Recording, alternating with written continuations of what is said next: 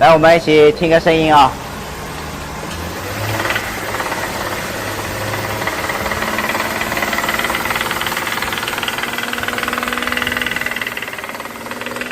哒哒哒哒哒哒哒哒，老吓人了。这个车子呢，它是来检查发动机故障灯亮的。然后呢，我踩了一下油门，声音这么响，客户隐瞒了这个异响的问题啊。一听这个声音嘛，就是发动机里面的问题了。那我们啊，废话不多说，直接开拆。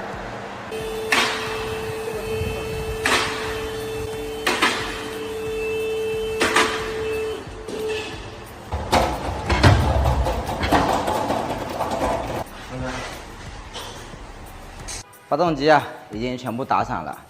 我们在车上面加油门听的那个声音啊，来，我们再来听一下。